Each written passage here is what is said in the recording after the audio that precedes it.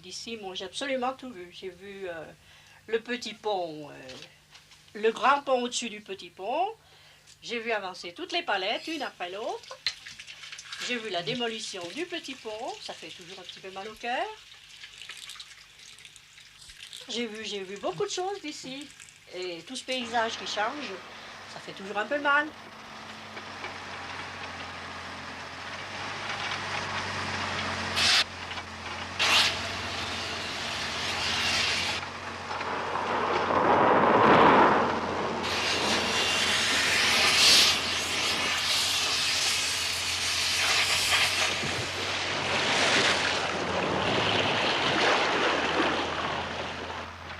Les gens parlaient depuis tellement longtemps qu'on pensait que ça durerait encore très longtemps et qu'on aurait le temps d'être parti d'ici ou d'être à la retraite avant que le barrage se fasse vraiment. Parce que des gens, on en a entendu parler depuis leur plus tendre enfance et ils sont vieux maintenant, ils sont à la retraite et on en parlait toujours. C'est ça, c'est une vieille histoire. C'est une vieille histoire à laquelle on n'a pas cru du tout en arrivant là. On nous l'a dit, mais on n'y croyait pas.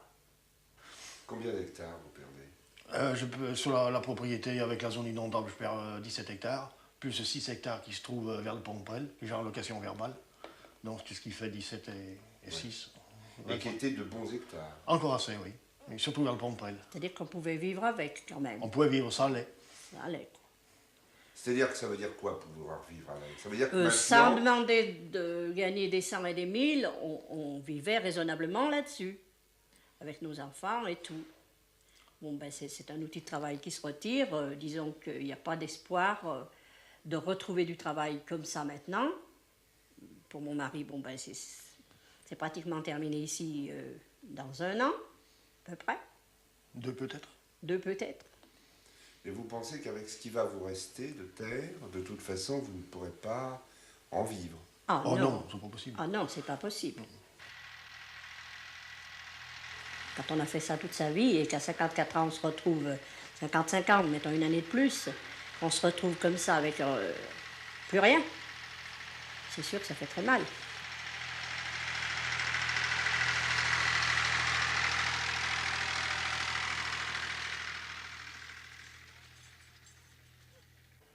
Moi, personnellement, j'aurais autant aimé point d'indemnité et qu'on nous retrouve une ferme, qu'on nous aide au moins. On ne nous a pas aidés, on nous donne de l'argent, c'est un fait. Mais bon, ben avec ça, d'abord, on ne risque pas, avec ce qu'on nous donne, de pouvoir racheter une ferme, même petite, et des terrains, ben on n'en trouvera jamais plus. Quelle est la personne, quel est le propriétaire qui voudra vendre à un monsieur de 54 ans ou louer à un monsieur de 54 ans? C'est pas possible. Bon, moi, je veux bien, je suis un peu plus jeune, mais toute seule, je ne le ferai pas non plus. C'est pas possible. Vous vivez ce qui vous arrive comme une injustice? Moi, personnellement, oui. Oui, je me dis, non, c'est pas normal qu'on arrive ici, qu'on était bien. Bon, il y a eu beaucoup de demandes quand nous sommes arrivés ici. On nous a dit, oh, ben, vous avez de la chance, vous avez ça. On a reconnu qu'on avait de la chance de pouvoir y avoir. Ça, c'est sûr, surtout dans les conditions que nous y avons eues. Mais c'est une injustice qui nous arrive, ça encore, maintenant. Ça serait dans encore, disons encore 4-5 ans, on y verrait différemment. Parce que vous serez plus près de la retraite. Voilà. À 60 ans, moi, je pourrais prendre ma Voilà. retraite. Alors. Moi, je pensais d'ailleurs que... C'est là que je trouve que c'est injuste. Et le barrage, même pour le monsieur, le voisin, M. Chassani, qui était expulsé aussi, c'est pas normal, lui non plus. Il y a vécu plus que nous, puisqu'il y a passé toute sa jeunesse et tout. Moi, je trouve que c'est pas normal. Enfin, bien sûr, on n'y peut rien. Notre petite voix ne compte pas, mais c'est pas normal. Enfin, on pense du moins que ça va servir quand même. Il ne faut pas être égoïste. Il faut quand même penser que vraiment, ils ne l'ont pas fait pour ennuyer les gens. Que ça a une valeur. Enfin, c'est dur quand même. Il y a certains moments où ça n'a pas été facile à accepter, c'est sûr. Ça fait 25 ans que nous sommes mariés, ben, on a déjà déménagé 3 fois. Pour des raisons, vous savez, d'expulsion. La première fois, on n'a pas pu acheter, et ainsi de suite. Alors, cette fois, ben, c'est le barrage. On n'avait pas encore eu ça, mais cette fois, nous l'avons. Bien sûr que c'est une fois en sa vie, ça, on espère. Et quand même.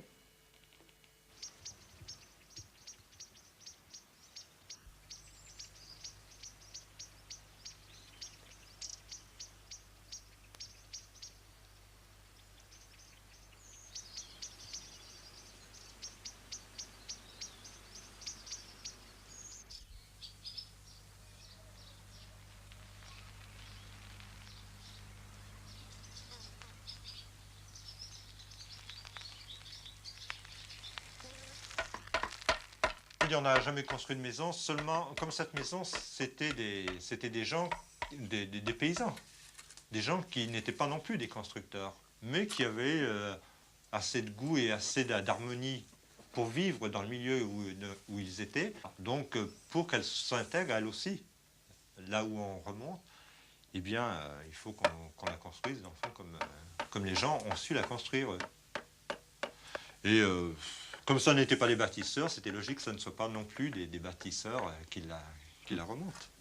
Les problèmes techniques, je n'en sais rien, que l'on a à surmonter. En définitive, on découvre tous les jours que l'on sait faire tous les métiers. Puis c'est tout. C'est sans prétention, hein. Mais pour ce genre de maison, on sait faire tous les métiers. À partir de l'instant où dans cette maison que l'on reconstruit, on essaye de présenter des choses qui soient belles. Il y a quand même tout un côté beau.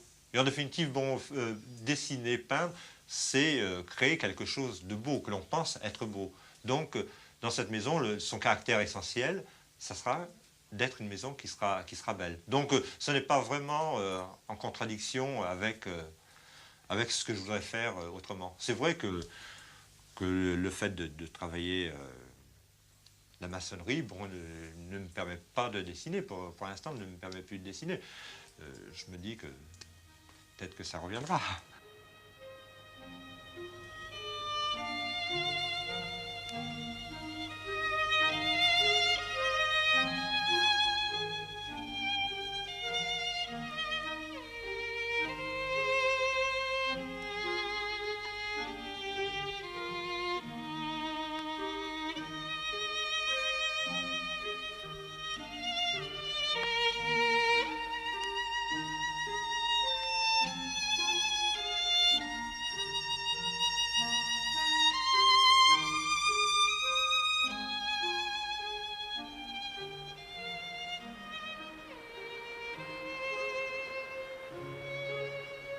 Quand on a découvert cette maison, c'était en 67, on venait se baigner là, sur la petite île, qui est derrière ce rocher là.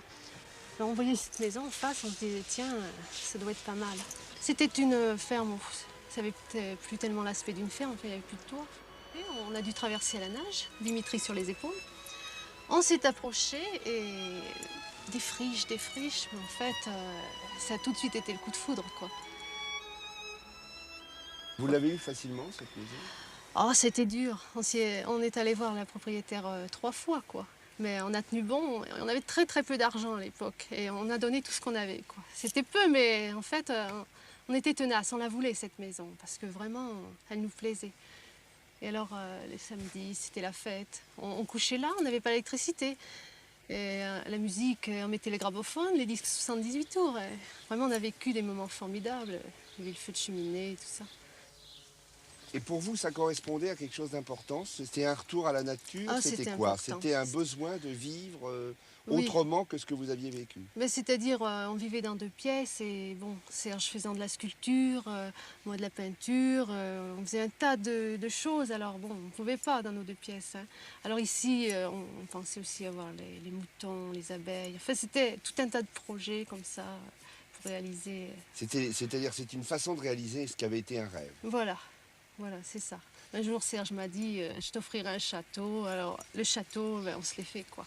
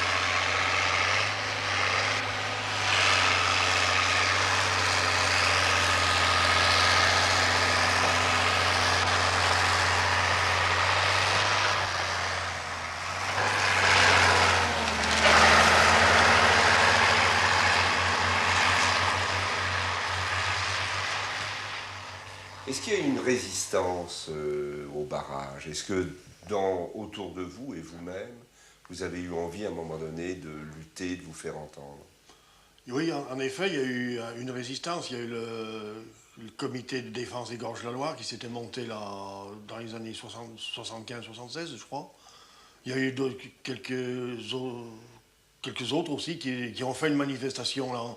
Je crois c'est au début des travaux du barrage en 78, je crois. 18, je crois. Oui, il y a eu une manifestation sur le barrage, mais sans grande importance. De toute façon, ça ne servait pas grand-chose. On savait bien qu'il fallait... qu'on n'était pas assez, disons, puissant pour arrêter une chose comme ça.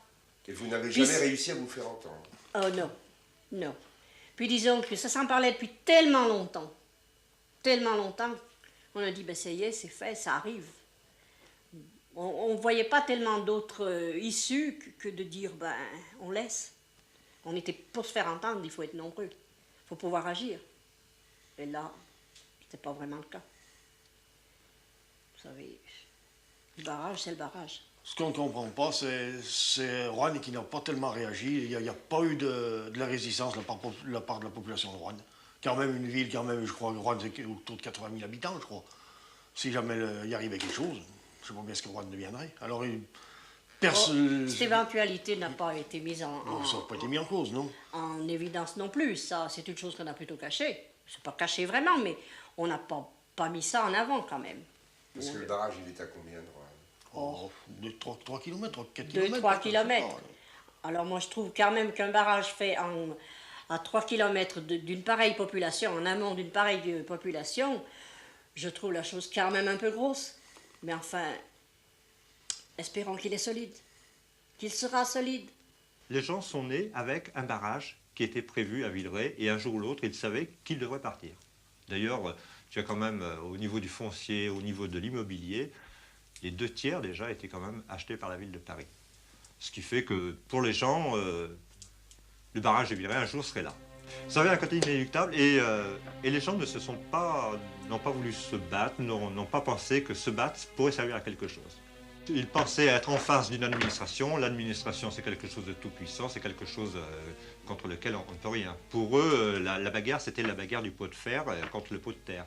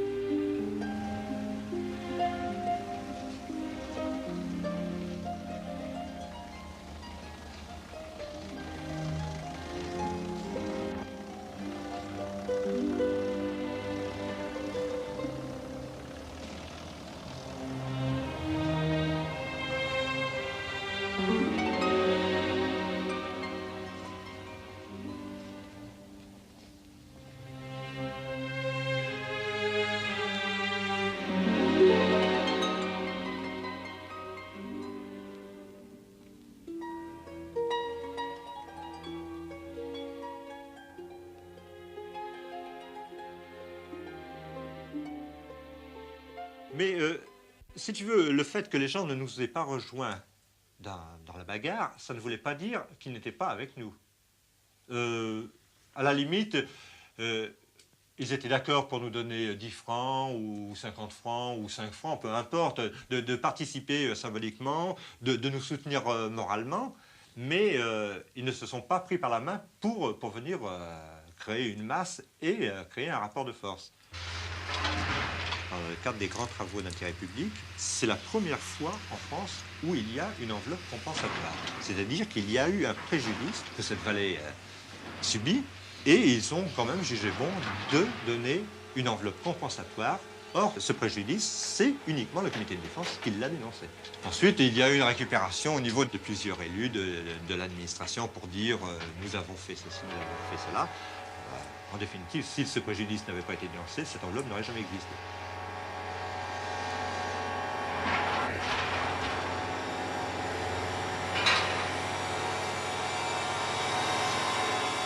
Alors là, justement, on a eu la chance d'avoir un rapport géologique d'un copain là qui a refait la carte, qui avait également accès au dossier. Et ça nous a permis de porter des affirmations sur cette nature du terrain et les dangers qui en découlaient au niveau du barrage. Et si tu veux, on a été quand même très crédible dans ce que l'on a avancé, parce que, sans que jamais, bien sûr, l'administration reconnaisse le bien fondé de ce que l'on peut dire, ils ont quand même complètement révisé le plan de leur barrage. C'est-à-dire qu'au départ, c'était un barrage poids en béton, mais qui était rectiligne. Et puis, ils ont quand même changé le style du barrage, enfin sa forme. C'est-à-dire que de rectiligne, il est donc devenu arqué, offrant une meilleure sécurité.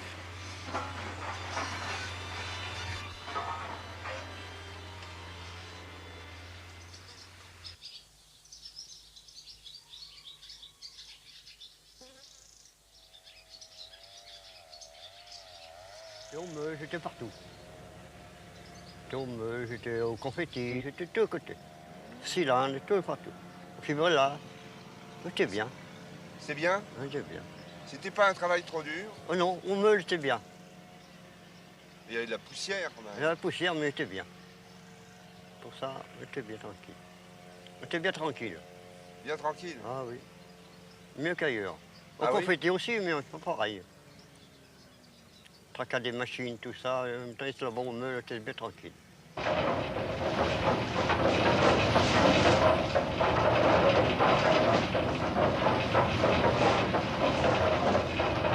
Je faisais les 3-8. Un coup de nuit, un coup de midi, 8 heures, un coup de 4 heures midi, ça dépend.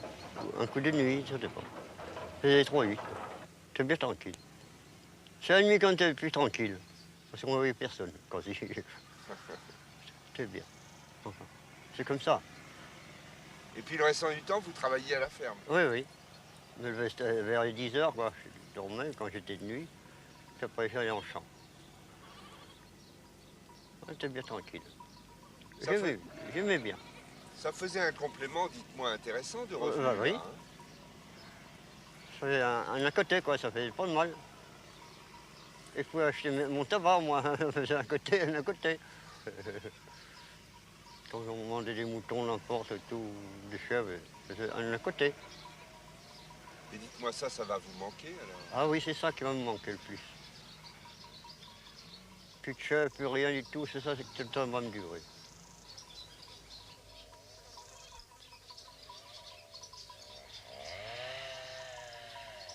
Et votre femme, elle est aussi à la retraite? Oui, oui. Elle est à la retraite aussi. Elle est rentrée tout de suite après, on s'est mariés. Elle est rentrée quelques temps après quoi. Enfin, il y a 35 ans qu'elle est à l'usine, il y a un moment. Elle n'a pas été ailleurs, là. Elle n'a pas fait d'autre place.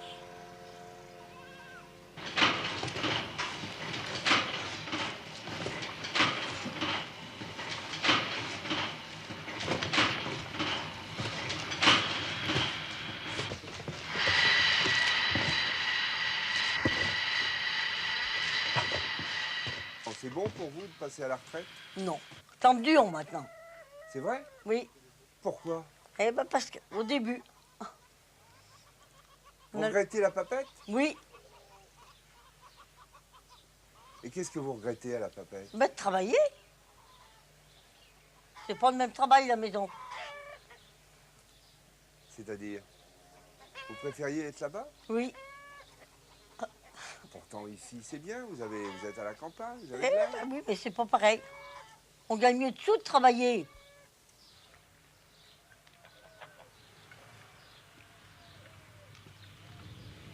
Et là, vous allez partir quand, là, de cette maison? Au mois de septembre. Au début septembre, Ça va durer, là. sûrement, oui. C'est la campagne, ça. Avec là-bas, c'est en bise, on est mieux fermé. Puis pas avoir de bêtes et tout ça. Les Ben oui. matins, on restait encore à la maison, mais les soirs, on allait en champ. On voyait l'air, on était à l'air. C'était bien. Ça faisait une distraction. Pour la Loire, c'est plutôt les animaux qui vont nous manquer. Vous allez en garder quelques-uns? Quelques poules, oui, avec quelques lapins. Ben, on fait des volières. dans le jardin. Et nos oiseaux. Ça va tout descendre et emmener. Et les chiens.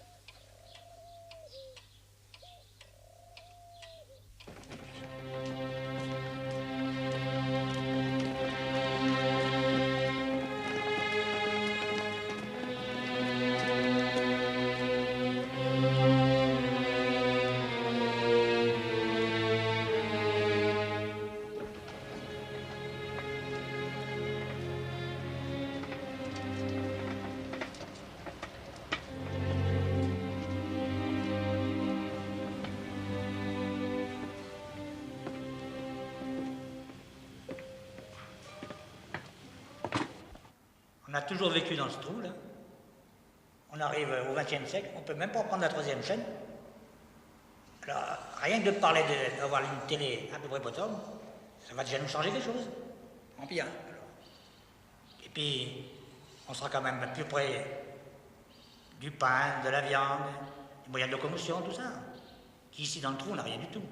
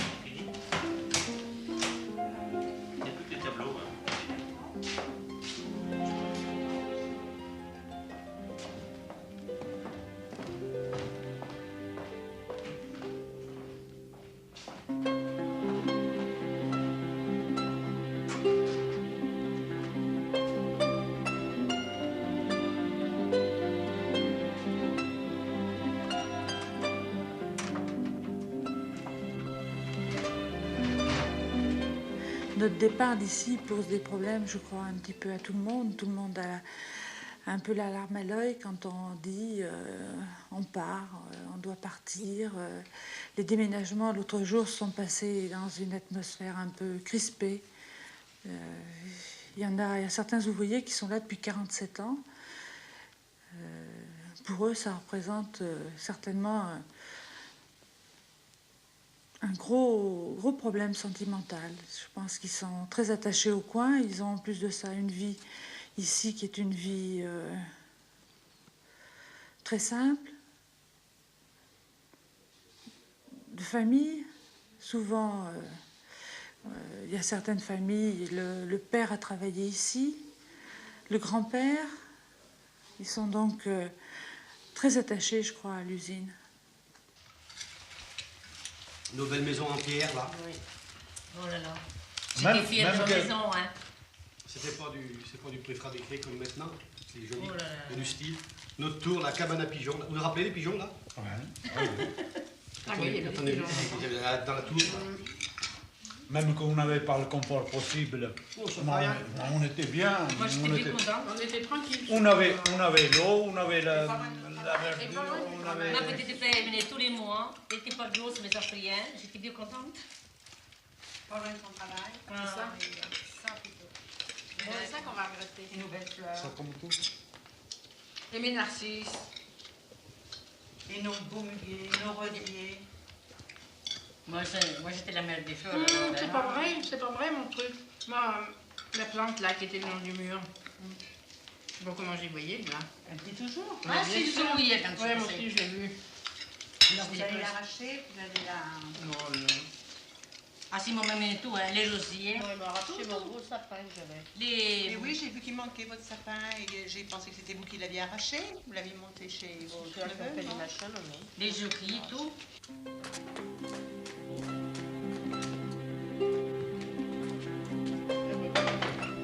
Les escaliers, hein?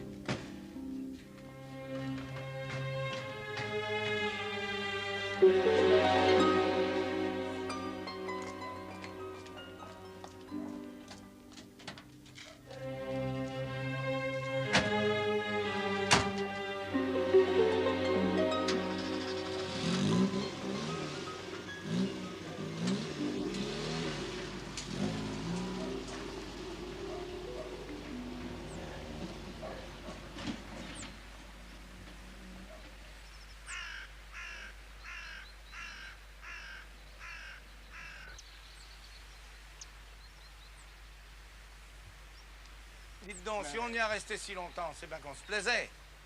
Il y avait qu'à aller ailleurs. Bah, il n'y avait pas tellement d'industrie ailleurs. Eh ben, Oh, à ce moment-là, s'il y avait du travail sur Rouen, hein. Ah oui? À présent, il n'y a plus de boulot. quand chez Bécard a ouvert, moi j'étais déjà là, j'avais qu'à y aller, j'aurais gagné ma vie. Hein. Ça aurait pas été 200 000 par mois. Hein. Et pourquoi vous êtes resté alors? Bon, on était logés. On était logés, la Loire Et puis, nous tenait, la chasse, la pêche nous tenait. Voilà, tout. et foutre le camp ailleurs. On vivait un peu avec l'en dehors de l'usine.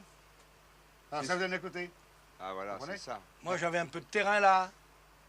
J'avais de louage. 3 fois rien. Ça durait 3 mois de l'année, on gagnait mieux à la pêche que de travailler à l'usine alors. Ça nous tenait.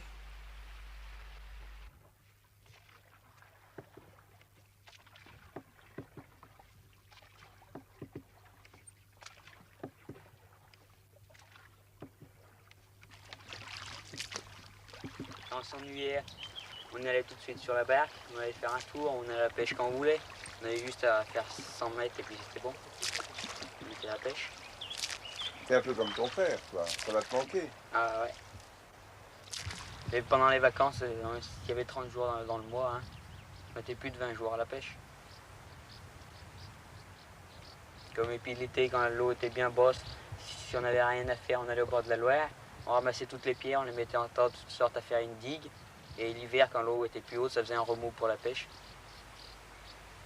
Ou pour enlever les pierres sur des côtés pour pouvoir bien amarrer le bateau quand la Loire sera haute, tout, ou même basse. Toute votre vie était réglée sur la Loire. Ah bah ouais. Ouais, mais on reviendra bien quand même. Parce que là, c'est un peu triste de venir à voir, comme on voit les arbres tous abattus, la maison écroulée, tout. C'est un peu triste.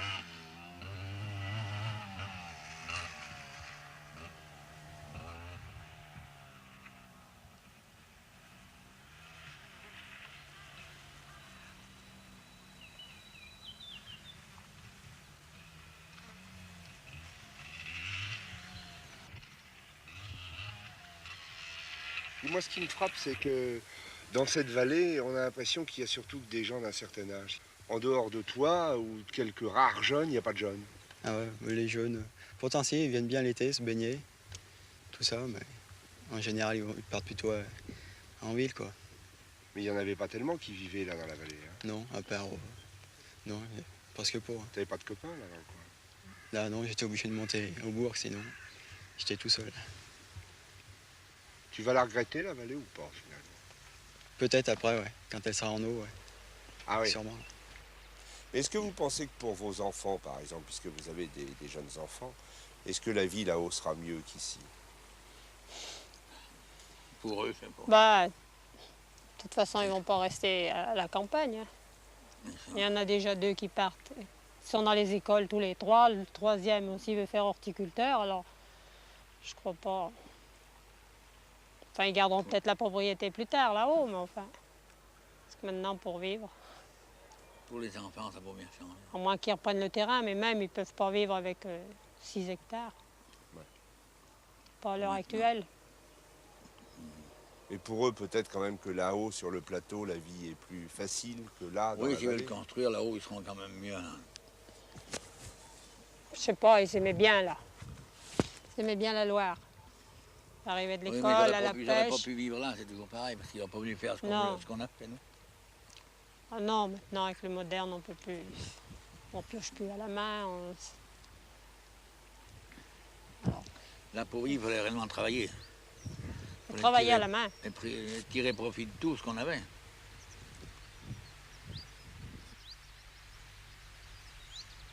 Maintenant, le gros coup est fait un peu. Il y a déjà 6 mois qu'on est là-haut. Mais les premiers temps, c'était dur.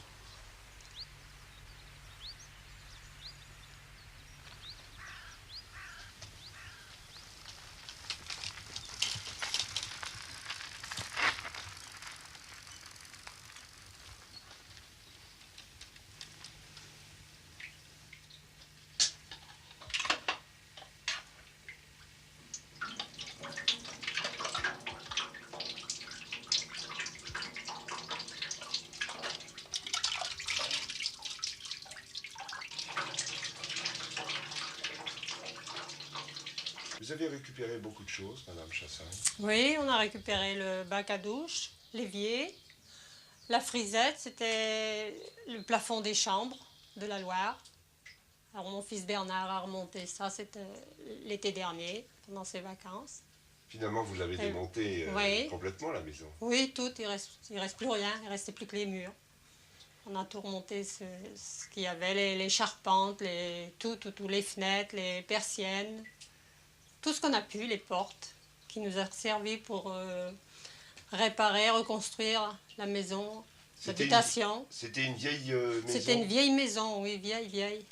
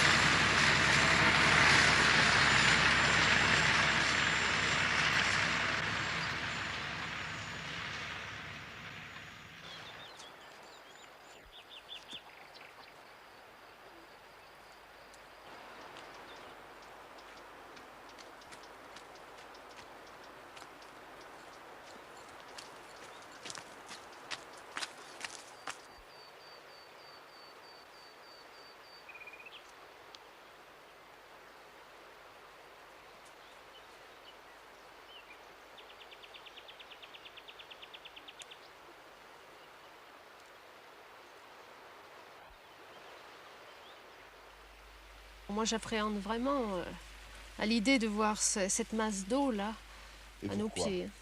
Je sais pas, ça va être une eau calme, une eau morte, moi j'appréhende.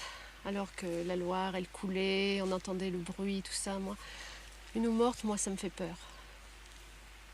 C'est le silence. Silence, et puis, je sais pas, on sait pas ce que ça cache dessous. Alors que la Loire, on la connaissait, on traversait à pied, à gué, on se baignait. On connaissait chaque recoin de la Loire. Mais une eau calme comme ça, je vous avoue. Et haute. Et haute surtout, oui. Donc ça va représenter comme une espèce de gouffre en fait. Oui. Moi, je vous avoue que j'appréhende quand l'eau va monter. Mais c'est pareil, je ne vois pas dans ma tête. C'est comme le barrage.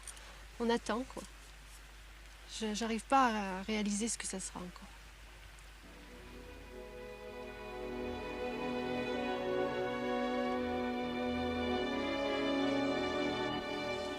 Le barrage de Villeray ne se situe pas en montagne.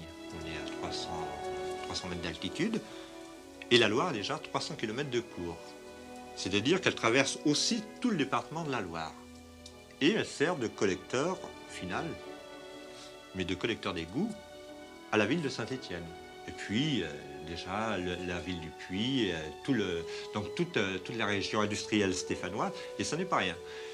Et si tu veux, donc, construire un barrage à Villeray, c'est automatiquement concentrer toutes ces pollutions dans cette retenue.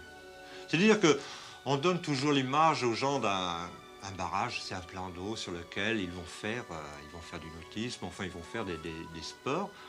Alors le problème de Villeray, ça ne sera pas cela. Il y aura des problèmes d'eutrophisation de flotte de l'eau. Donc c'est-à-dire le développement de micro-algues qui mangent l'oxygène et puis toute vie piscicole donc est éteinte. C'est-à-dire c'est une eau qui est sans oxygène, une eau morte. Et ça, c'est déjà un problème catastrophique pour la région rouennaise qui, elle, va donc subir cette eau qui ressort tout de suite à la hauteur des stations de captage. Il y a également le problème, donc pour parler de ces stations de captage, et cela concerne quand même 50 et quelques communes, qui ont leur station tout de suite en dessous du barrage de Villeray. Or, étant donné les pollutions qui existera, les pollutions mécaniques, organiques qui existera dans la retenue, une vidange annuelle sera donc nécessaire. C'est-à-dire que tous les ans, en fin d'été, ce qu'il restera de l'eau partira donc sous forme de chasse d'eau pour évacuer le plus gros des matières en suspension. Et le problème sera un colmatage des puits de captage et même de la nappe phréatique. Cela veut dire qu'à moyen terme, il y aura 50 communes et une partie de la ville de Roanne qui sera privée d'eau. Ou en tout cas, leur possibilité d'avoir de l'eau ira en régressant. Or, on sait très bien que de nos jours, on est de plus en plus consommateurs d'eau. Donc, le choix de Villeray à cet endroit-là, et compte tenu des pollutions existantes, n'était pas judicieux, au moins déjà dans le temps.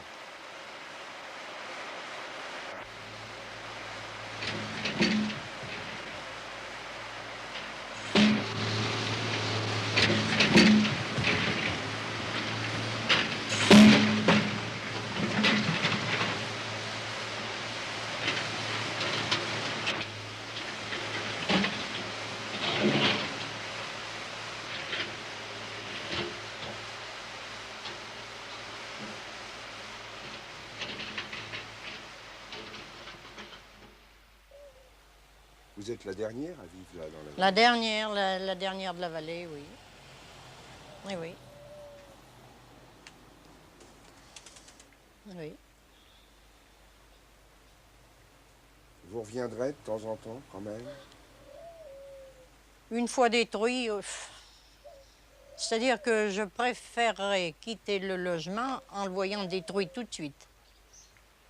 Je ne voudrais pas que les gens puissent chaparder comme ça s'est passé dans les autres maisons voisines.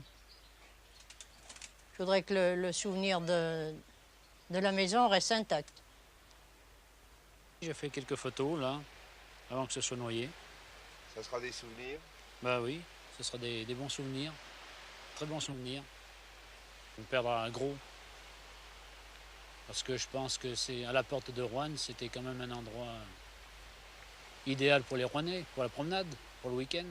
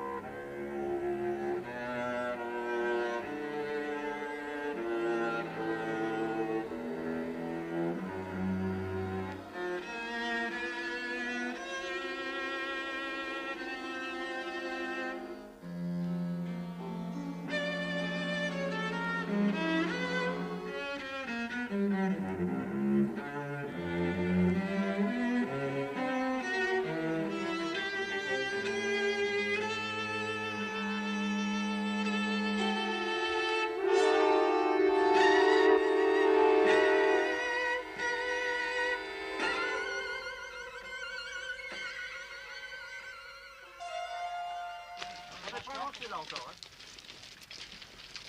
Encore un peu.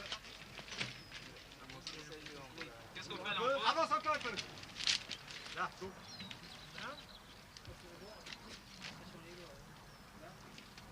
Bon. Et bien alors maintenant, il faut qu'on attache toutes les grandes plantes. Il y en a qui en ont fait avant déjà, Aline. Allez les gars, allez, go! Doucement. Lâche, Christophe. Tu me tires. Montez de votre côté là-bas. Bon, maintenant on peut la mettre en place. Hein. Il n'y a qu'à la basculer. Il y a un manque de l'autre côté.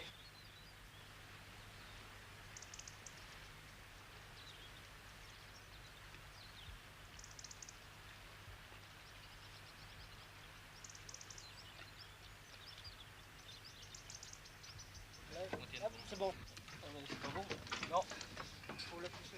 Voilà. Là, c'est bon. C'est bon. C'est bon là? C'est bon. Allez. C'est bon là. Go. Bon, allez, on va foutre le. Ouais, on elle a mettre descendu, hein. Hein, ça? Ouais, mais c'est. Non, mais le Non, trou sera voilà. ensuite coincé, Bon, il y aura des mettre clés. celle-ci. Hein? On va mettre celle-ci, Serge. On va mettre l'autre héritier, oui. Elle n'est pas droite. Là, c'est bon, ça rentre, ça rentre. Et là, ça sort. Hein, Hop, c'est ressorti. Là, c'est bon. C'est bon. Bravo, ma petite dame, on a porté le bouquet. Allez, allez. Ah, dis donc, ta gym. Tiens. Allez, Dimitri, suis. Bravo. Tiens, fais-moi passer un bout de fil de fer. C'est bien, Dimitri. Messieurs, vous pouvez applaudir. Alors ça, c'est aux esprits du vent. Hein. Je ne sais pas si vous êtes au courant, mais il faut offrir à tous les esprits. Et pourquoi le ruban rouge? Oh bah ça c'est pour faire plus joli. C'est pour que ça flotte au vent. Toujours des questions. C'est le ruban d'après qu'elle Alors bravo, ouais. Bravo ma petite belle. Salut garçon. Allez. Ça y est, la charpente est mise. Enfin. Bah messieurs, je vous paye à boire.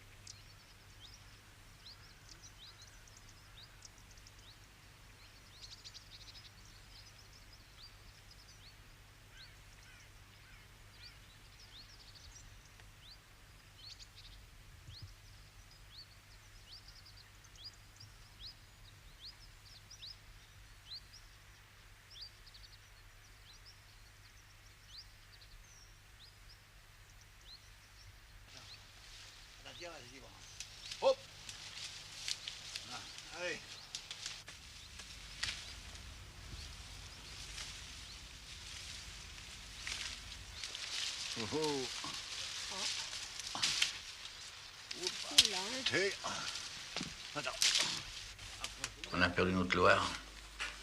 Changé gros. C'est pas le même lit qu'on avait là-bas. L'autre coin. C'est ça le plus dur, le reste.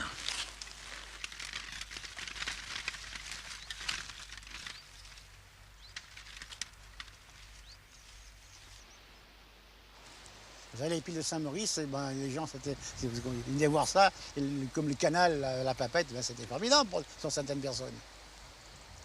Eh oui. Qu'est-ce que vous voulez? Il y a un temps, puis après il y en a une autre. La vie change.